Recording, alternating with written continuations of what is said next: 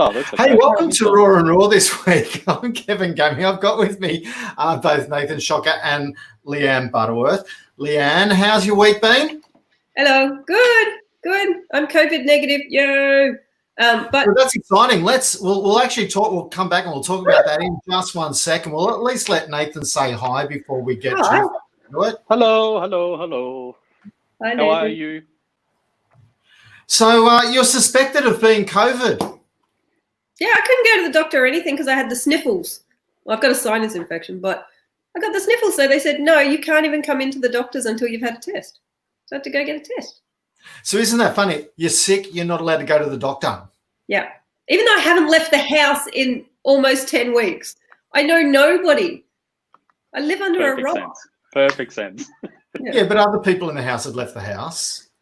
So it's possible that you could have had that, but you didn't, and we're grateful that that you're not sick. Yeah, so it's a positive response that I'm negative. If we're going to go down the chalk route, it's a positive negative. we won't get confused about that whatsoever. So tell me about the experience. So you said that you had to do a drive-by. They threw a note in your window. Then yeah, so I had to phone the doctor who said get a test. I had to drive past the doctor's surgery. The receptionist came out, handed me through the window the referral. I then had to find somewhere that was open, had to drive to Chermside, phone a woman from the car park, sit in the car, and then this woman come in like full hazmat, came out to my car armed with like the world's longest Q-tip and reached in through my window. And then I had to... your nose. And up my nose and down my throat too. And I had to drive home feeling a little bit sullied and unusual. Here goes up your nose. Absolutely. Congratulations. Cheers. So, but it all came back negative. So we're all happy about that. Yep. All good. Good. That's great news. I didn't make the news because that was my thing. I was like, if this comes back positive, I'm going to make the news. I've never made the news for being sick before. I had a friend years ago made the news because he ran into a telegraph pole and it caused such a traffic jam and like we both worked in the same office. That's how I knew him. And he said, I've never made the news before. I said, this isn't a good thing. No. Not quite. No. He's changing your radio. Don't change your radio while you're driving. I used to have a friend who lived by that. He'd be like, will this decision get me in the Courier Mail? Yes. Don't do it. Is this the photo that I want to have with the two things together? This is my 15 minutes of fame. Nathan, you don't need 15 minutes of fame like that. You're in the Courier Mail every other week. Yeah. Well, coincidentally, I'm actually in the Courier Mail today, so. Oh, are you? For good reasons. For good reasons. I will preface now, for good reasons. So please do not vilify me. So what's today's 15 minutes all about? Well, it's for an awards nomination. I'm a finalist in what's called the Outstanding Leadership Awards in the category of community leadership. So for my role with the Brisbane Junior Chamber of Commerce. So I told you, for a good reason. No running from current affairs reporters or dodgy car sales or bad solar power systems or whatever they report that's bad out there now. So they do report lots of bad stuff. So speaking of the news, nothing really has happened in my week, I've got to say. So don't worry about that. Speaking of the news, Nathan, let's hear from you. What's happened in the news? Yeah, so the news. So this week has been heavily dominated by everything concerning the border and our southern families and all of that sort of stuff. And after the Broncos copped a flogging last night, you can see why some Queenslanders want to keep the borders shut because we're not too good at sport, evidently, anymore. Outside of that, this week, grants came and then grants went just as quickly as that. So done and dusted. If you sneezed, you missed them. If you blinked, you missed them. If you did anything, you missed them. So best of luck to all of those that applied. I'm sure, we're all sure that you'll put that money to good use back into the... And if anybody's wondering what the grants were for, don't matter. They've all gone. Exactly right. Don't even bother asking. They're done. They're out of here. Gone, gone, gone. So That's so last week. now. So also this week, schools are back, which collective sigh of relief from a lot of people out there over the moon. A lot of businesses are also back in action as well, which is great. Lots of opportunities, lots of positive stuff out there happening amongst businesses. I know I myself can report that from my own business this week. Lots of clients getting back into it, looking to spend money, make moves, do things, be amazing like they normally are. So that's most of the news, but there was one odd story of the week around corduroy pillow covers, if you can believe it. Apparently they made headlines everywhere. Why? Okay, they didn't make headlines in my house. So tell me more about the corduroy pillow cover story. Think about it. Corduroy pillow covers. They make headlines everywhere. Oh. Oh, do you have children, Nathan? No, I don't. I just tell those jokes to myself. So. Oh, that's a beautiful dad joke. Oh, love it. Took you all long enough to catch up to it. Oh, dude. You are welcome. Thank you for that.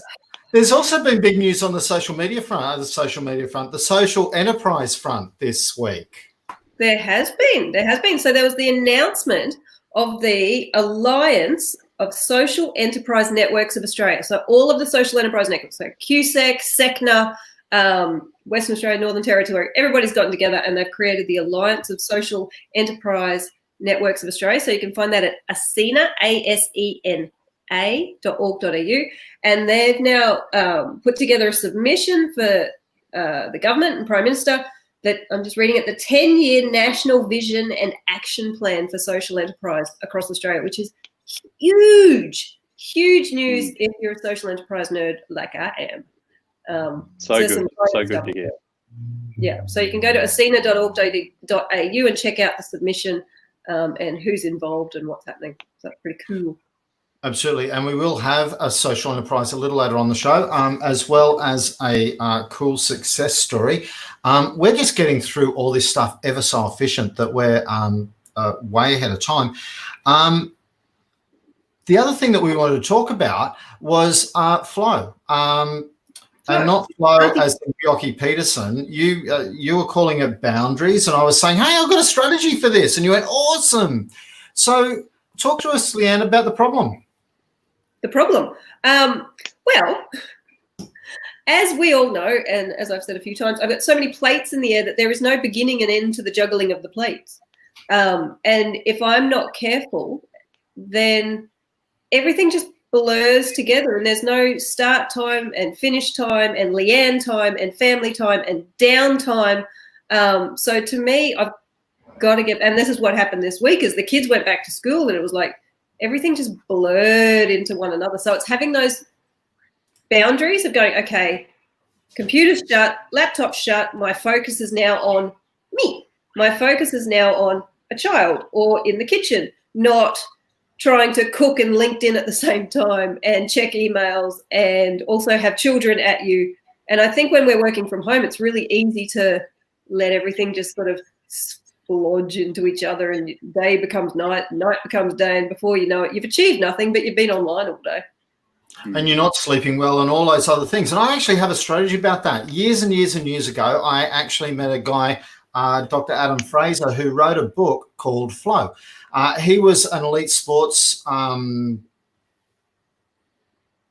psychologist, I think, and it was all about trying to help them get into a rhythm and a flow so that they could perform absolutely at their peak. And one of the things that he talked about was to have a third space. Okay, now the concept of a third space is somewhere that's not the office and it's not your home as in your family environment for your home. And it's something that I've taken heart to. He said, look, he was coaching one exec that, high-ranking banking dude earning, more money per minute than most of us are going to earn in our lifetime. And he said his his third place that he had created, he would actually, when he got into his car, turn on Kylie Minogue and sing at the top of his voice until he got home. Kind of like that ad that you have for whatever car that is. Another dude had actually gone to the expense because he was a big, rich, fat cat as well, and he had created behind his garage. And between the garage and the house, he created a mini apartment, and he would, when he got home, sit inside his mini apartment and actually decompress before he would go into the house, so that now these are really extreme. I've taken to going into, we've got a pool, and in the pool area, a couple of nice chairs and that sort of stuff. So after work, I go down and I sit there and I have a beer while I'm just listening to some, crappy 70 music, which I love, by the way, and just kind of relax. And sometimes Melissa will join me, sometimes she won't, but that's my ritual for I've finished work now, and I don't go back and start doing things after. So how do you know, and how do you set when work finishes? Like, do you work to 5 p.m.? Do you go, okay, I'm just going to finish this email? How do you know when that end point is? Well, that'll change differently on different days. And it's just like if I was working in an office, that might be different on different days. Yep. Okay. So, typically I do try and finish somewhere between 5 and 6 p.m. But it literally is that vague. Some days it's 5 and some days it's 6, Yep. On Friday afternoons, when we used to do this show a bit later, it was 4:30, but somebody spoilt that party by having children. Sorry. Now we've actually got people back up and people are ready to come. So hopefully, does that help you with that whole third space concept about having somewhere in between and a barrier between what is work and then... Yeah. And I think it's also giving yourself permission. What's that? I think it's also giving yourself permission, because as entrepreneurs and business owners, there's always more you can be doing. There's always more you can learn. There's always more that you can take on. There's always more. And I think it's going, there's so much I can do in a day. That's the end of today. Thank you very much. Tomorrow's a new day. Yeah. Perfect. Hopefully that's been a little bit of help to some people out there. Now we actually, now that we were running so far ahead of time, we're now running a little bit behind time. First, we've got Jim Chapman, who's going to come along and talk about Nice Coffee. Hey, Jim, how are you going? Hey, Kevin. Yeah, really well, thanks. How are you? Hi, Jim. Hey, can you hear me well? Yep, you're all good. You're all good. Yep. So Jim and I go way back. We met on, I think it was Tuesday, in having a quick chat about this. Now, I'm absolutely in love with what Jim does. He doesn't even know this yet, but he's just found a new customer already. So, Jim, tell us, you got a social enterprise. Yeah. Tell us a little bit about your social enterprise and what you do. Yeah, sure. So we founded Nice Coffee Co. It was about a year ago now. It's funny. I was listening to you just before. Being a small business owner, a startup, it seems as though it follows you 24 hours of the day, and so I definitely took note of what you were talking about, to have that kind of ability to be able to switch off. But yeah, essentially, it was about 10 years ago. My parents moved over to Kenya.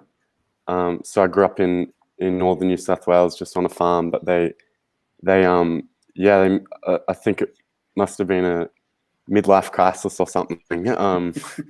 Big move, but they started a business over there, and so I was traveling over in my holidays, whilst at boarding school here in Australia, and it kind of Kenya really opened up my eyes to a whole new world, really. And over the years, we became involved in some school projects in Kibera, which is Africa's largest slum. And I guess it was since starting my business degree at uni where I became really interested in business, in kind of entrepreneurship, but more recently, social entrepreneurship. And I found it incredible that there were people out there using, the business model to be able to do social good. And, I thought there's no better way to get into it than start something of my own, supporting these projects back in Kenya, not far from where my parents are. So yeah, we started in March last year, kicked off, and yeah, we just got more and more offices and organizations really interested in how they could get on board and source from nice coffee for their office. And now we're doing coffee machines, servicing, and a whole new impact model as well. So we've been making. So you actually deliver coffee to people's offices and homes and that sort of stuff? Yeah, absolutely. So for every kilo of coffee that one of our customers go through, we're able to provide around 80 days of schooling. So last year we really focused on kind of the infrastructure of the school. It was kind of falling to pieces. So we've finished that now, and we're moving on to a new model where we're using the profits and the sales of the coffee to support kids from St. John's to actually continue on to high school. And it's it's been incredible. So the company is called Nice Coffee Co. Or nicecoffee.org is the thing. It's in the commentary here, which is fantastic. Now, so people can buy coffee from you. You said you've also got a physical shop as well? No, we don't. We launched our coffee van at the start of the year. So that's been, getting out there, well, until coronavirus, obviously. But the idea of that was to really, spread the word. Yeah, exactly. And I guess another revenue stream. So the van's just been it's been in my garage for the last couple of months. Just walk down there every morning, just make my cup of coffee. So Jim, you were primarily providing coffee to workplaces. So has that changed, and now you offer it to homes, or were you offering it to homes before? Yeah, no, exactly. So pre-COVID, we were supplying and targeting, offices and corporates right around Australia. But then, obviously, as people made the switch to working from home, we couldn't just sit back and do nothing. Especially with Kibera Slum being the hardest hit from a pandemic like COVID-19. So that's when we decided to launch our coffee at home subscription model, and that's been growing. It's a new coffee delivered to your door once a month, and with it you'll get a little story of one of the kids who you're supporting. And where does your coffee come from? Does it? So we started off with just Kenyan coffee, but obviously everyone has their different tastes and preferences. So now we're using all sorts of coffee for different palates. So you're sourcing this from all over the place. Who do you rely to source your coffee? Like, are you a coffee connoisseur yourself? Yeah, I'm definitely becoming one. Drinking a lot of coffee every single day, but we friends every Saturday they drink a lot of coffee. Sure, they put a little bit of vodka and Kahlua in it, but let's not worry about that. Yeah, no, we don't do that sort of coffee yet. Maybe one day, but we've created an incredible relationship with our roastery, and they also help us with the machine side of things. So they've been doing it for 20 years. Supplying machines to offices, the bean to cup automatics. So that's really, really helped us kind of grow and enter the marketplace. Fantastic. So for every kilo of beans, so coffee of the month subscription is how much? It starts at $36 a month. And for every household that signs up, you'll be providing 125 days of education every year. That's like an entire school year for someone in a private school here in Brisbane. Now that's absolutely fantastic. Jim, thanks very much. Cheers, Nice Kevin. coffee show. If everyone can support them, I'm going to sign up. I'll find out where. Basically, I'll go to that website and I'll click through and I'll sign up when we get off. And hey, that'll save me buying 1 of my kilos of coffee every month. Maybe we drink enough to be a small cafe, but that's a whole nother story that we'll save for another 60 seconds. Thanks very much for your time, Jim. No, awesome. Really appreciate appreciate it. Thank you. Good on you, Good Jim. chat. Bye, Jim. We'll catch up with you. We've also now got with us Mark Ferguson from Will Valor, and he's just Hi Mark. guys, how are we? So now that the other Just Mark, he's closed all his stores, so now we've got Just Mark. Right. How are we, guys? Having a good day? G'day, Mark. See, look, Mark put on his suit jacket. Of I course. know. I was going to, and then I Yeah. thought, no, look, I'm not gonna look as good as either Mark or Nathan, and so no, I'm going jacketless today. Very good, mate. Well, Didn't want to we'll talk about that a little bit later off air. We will talk a little bit later. You know, I'll talk to Mark about a sponsorship deal when we get off there. Now, Mark, I really love your story, and I really love what you have done through the lockdown phase, because you've taken some moves that I would consider really, really brave. So, Mark, for people who don't know yourself and know Will Valor, tell us a little bit about you, your background, and Will Valor, the story. Well, Will Valor has been, in March, we celebrated 15 years in business. We specialise in bespoke menswear and women's wear. So we've been doing the menswear side for, the 15 years, the women's wear for about 12 months.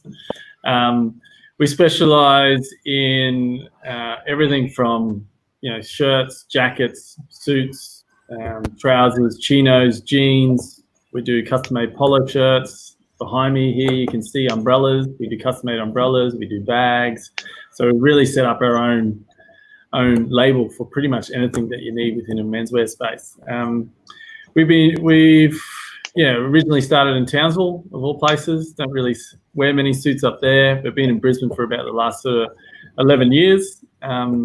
Delivered over 30,000 garments. Done over 4,000 weddings. We've got clients in the US, all around Australia. Some celebrities. We do shows like The Masked Singer,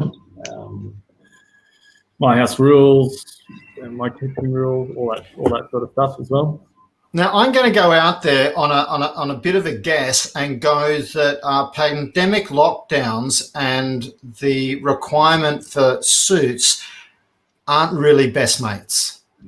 No, they're not great, mate. So we're hopefully this month will be about 70% down. So in April it was about just over 80% down. See, now when you think about that, between April and May, you've had a 50% increase. That's good news. Well, that is good.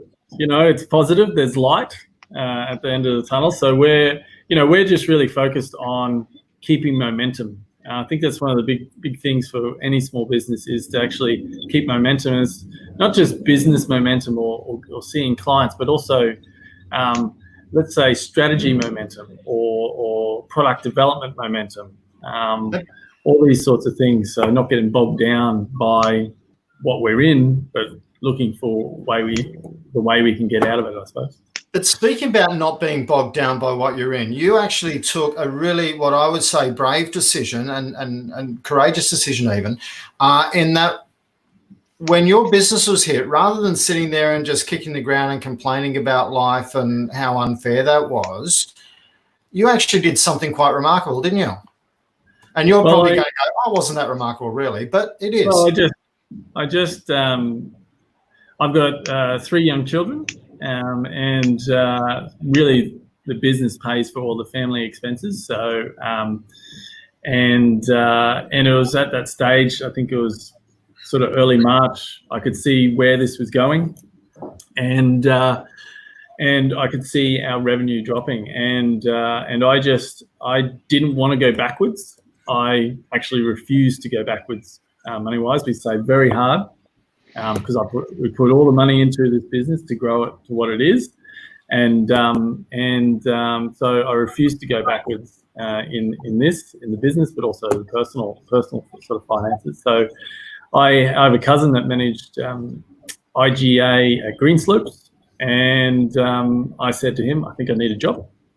And so I did some night fill and online ordering while it was really, I suppose, most of the chaos was happening.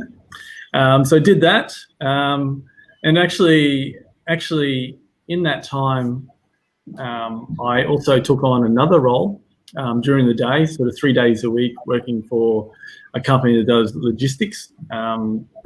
And did that just within the shop here, so I could still be at the shop if anything popped up or I needed to see a client or that sort of thing. But that just enabled me to keep the cash flow and not be stressed about money. So I probably had to swallow my pride a little bit in going out there. But the whole idea was really just to stop the stress around money. I wanted to leave my wife's wage in the business and make sure we're financially strong going forward, because really planning for 6 months, and I'm hoping around September we come out of this, or we get to some sort of normality.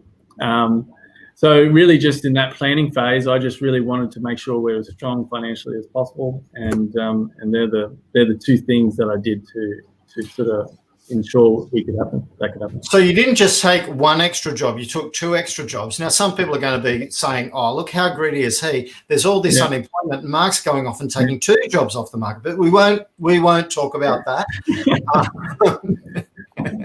Well, I was proactive. I didn't sit and wait, and I was probably early. Yeah. I think that's probably the keys. Absolutely. Because of my, I started watching this in early January because of the supply chains that I have. I have supply chains in Hong Kong, Vietnam, Italy, all those sorts of things. So I could see it coming. And lucky enough, I know some really good people, and they was able to sort of help me out. I'm not doing IGA anymore. I sort of let that go to the side because I wanted to focus on a few other things within the business, but also this secondary job has evolved. And so looking forward to sink my teeth into that. Absolutely, which is fantastic. So look, I want to congratulate you for going, hey, let's bite the bullet. So the right answer isn't, there's not just one right answer. And this is what I wanted to really get out today, that if people are struggling, look for different alternatives. Don't just go, hey, if my business isn't working right now, that doesn't mean your business won't work, but there may be some other things that you can do on your business while you're waiting for the cycle to come back and for there to be more business there. Mark's done that exceptionally well. And it's also about not having to stress. Like if you can get some of that financial stability, then you have the mental space to actually work on your business. If you're stressing about money that whole time, you cannot, take yourself out of the business and work strategically. So it's real important to sort of set yourself up as much as possible financially, whether it is working at IJ or asking a friend for some sort of, part-time job or doing 3 part-time jobs to really sort of make ends meet and still giving yourself enough mental space or mental capability to go and work on your business while it's a little bit quieter. Absolutely. No, look, congratulations to you. That's why I wanted to showcase what you've been doing today, because, really, really proud. It would be very easy for someone that's been in business for 15 years to sit there and just be complaining about it. You chose a different path, which is absolutely fantastic, and more kudos to you for it. Absolutely. Thank you. And the thing that's going to work in Mark's favour is when we all come out of COVID and quarantine, go back to work, everybody's going to be like 3 sizes bigger, so they'll all need new suits. That's exactly what's happening. All my fittings are tighter. So I've got a tailor. He's a bit quiet at the moment, but the plus side is the alterations will come. Yeah. So if you've got a good lead time, so get in now. So by the time you go back to work, your suits will be ready. That's it. They'll look like you haven't even shrunk. They'll look like you haven't even grown. That should be your new tagline. I also say I can make you an inch taller and 5 kilos lighter. So just by making the right clothing for you. So that's one thing I can do. Fantastic. Look, thanks for coming on and having a chat, and thanks for being so honest about it. Really, really appreciate it. So if anyone does need a new suit, go to Will Valor. All right. Thanks, guys. Thanks a lot, Mark. Mark. Bye. So I love that story. I love the fact that he just went, hey, I've got to look after my family. I'm going to do whatever I have to do. And because I grappled with that as well. What's that? When I grappled with that as well. When I took on my role with QSEC, I love QSEC, and it was a role that I couldn't pass up. But I grappled with that. Oh, should I be on my business? Is it an admission of failure in some sense? Like, will people judge me for it? I'm like, no. If I want this to succeed, I need the cash flow and the, like Mark said, that lack of stress in order to do both. So it's finding whatever works for you. And if people judge you for it, that makes them a bit of a dick. It's totally agreed. Mark's laughing his head off at that comment that nobody else can see, which is absolutely fantastic. Look, we've actually got through everything in half an hour this week. We're getting better at this, or worse. One of the two, depends on how we look at it. Well, we're running out of stuff to say. I don't think we are. I think we're fitting more into it, to a shorter period of time, which is really, really cool. So things on the agenda for this week. Obviously, look, I don't think that all of the stuff around grants or government support and all that sort of stuff is over. I will encourage people to be thinking about, if they were going to work on their business, what would they like to do, and get stuff ready.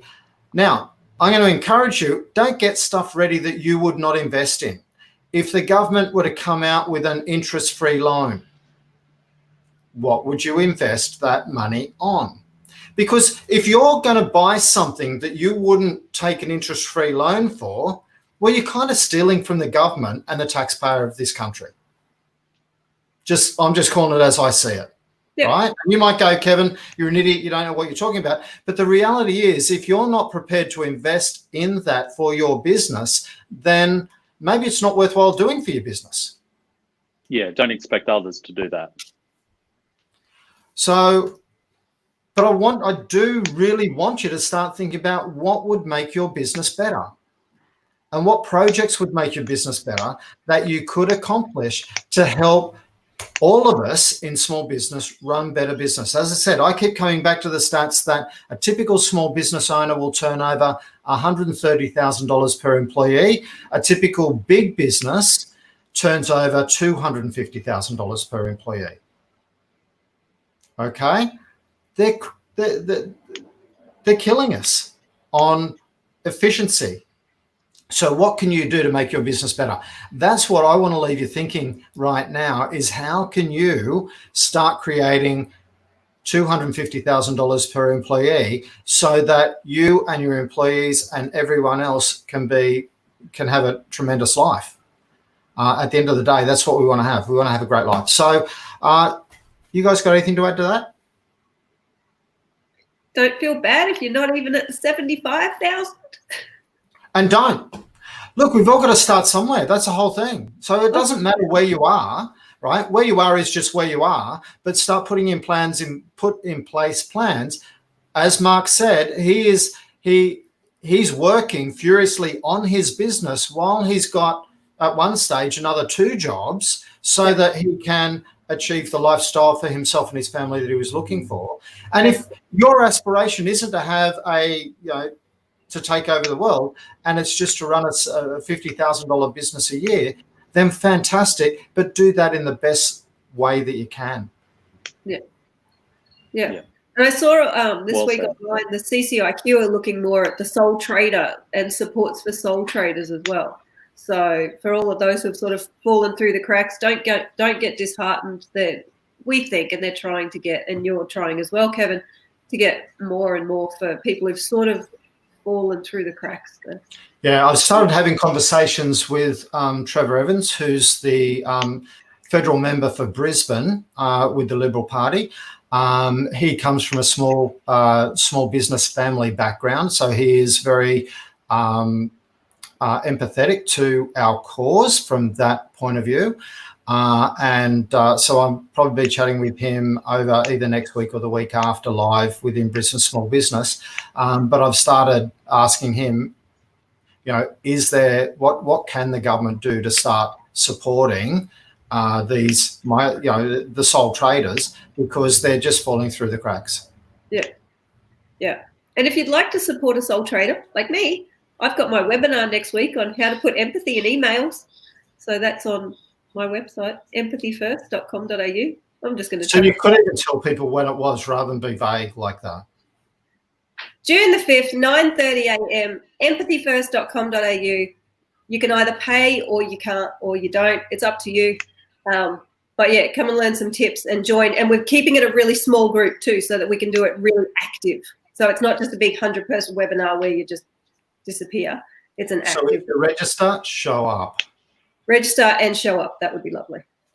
Same with all of the cafes and restaurants and all that. If you register, if you book, show up. Don't miss that. Yeah. With Brisbane Small Business this weekend, of course, all the different events that are coming up, all the webinars, all the podcasts and things and blah, blah, blah, they'll all be advertised over the weekend. So if you want to find out what's happening in Brisbane, come to that. Nathan, how did your coffee and chat go? Coffee roulette went. Coffee roulette. Yes, went really well. It's carrying across into next week as well. So lots of positive stories, people actually referring work to one another, which is pretty cool to hear. It's been a fantastic success for our members. Fantastic. How are we going with our sponsorship of Raw and Oil with our liqueurs and ciders and beers? How are we going? We've got to get a bit more serious about that. I'll make some phone calls to reach out to that. I do actually have someone already booked in, a startup already booked in to talk to us about their experience as a startup over the last 12 months. For next week, we're going to leave that to be a little bit of a mystery for you, just to whet your appetite. We'll have another social enterprise on to talk about something exciting that is happening for them. At Brisbane Small Business, we are looking to do a value exchange where we will invoice each other and pay money and all that sort of stuff, but of equal value. I'm still looking for a social media a community manager for me, and also a social media marketer, so that they can help us be far more efficient at what we do. That's part of I've got to get more efficient with Brisbane Small Business so that we can serve the community better and get a more consistent and a better message out there to how we can help you. I know Leanne wants somebody as well, and she's happy to give a lot of empathy. Yeah, I can trade things. I can pay money and be paid money, but yes. So what help do you want specifically? Graphics and copywriting.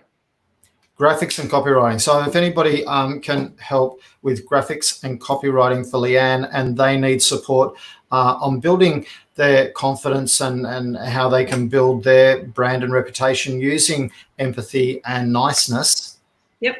Happier workplaces. If you want a happier, healthier, more cohesive workplace with better relationships, better mental health culture, better bottom line, empathy is the keystone to that. So I can offer.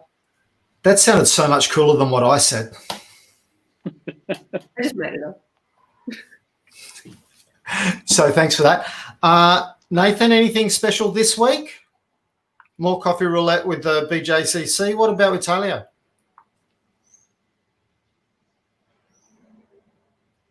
And that's when he froze up. It's so nice to have Nathan being quiet for a change, I've got to say. Normally, as soon as we hang up, he freezes up. Are you back yet, Nathan? I think he's holding up a photograph. He's there. He's just not telling us. It feels like Weekend at Bernie's. Oh, there he is. Okay, Gone deaf. Oh, there we go. Bernie's. Sorry, just I'm disappeared. actually asking about you. What was coming up? About me? Yeah. No, gone again. Oh, there we go. Back again. For the week ahead, coffees. More coffee roulette, more meeting people. Yeah. Absolutely. Look, with that, we'll let everyone go. Thanks very much for watching. I really do appreciate it. Hopefully, you've also learned something. Mark was a great example of, you know, what you can do and what you can accomplish when you put your mind to it. Jim, fantastic. Get your coffee and help out a school kid. Whoever thought coffee would help out school kids? But, you know, there's another excuse to drink more coffee if ever I've heard one. So the Will Valor link in the and we will post the Will Valor link in there too. But we've learnt from last week that I'm not allowed to do two things at once. So as soon as I hang up, that's when we'll post the Will Valor link. Thanks very much for hanging around, everybody. Enjoy your week.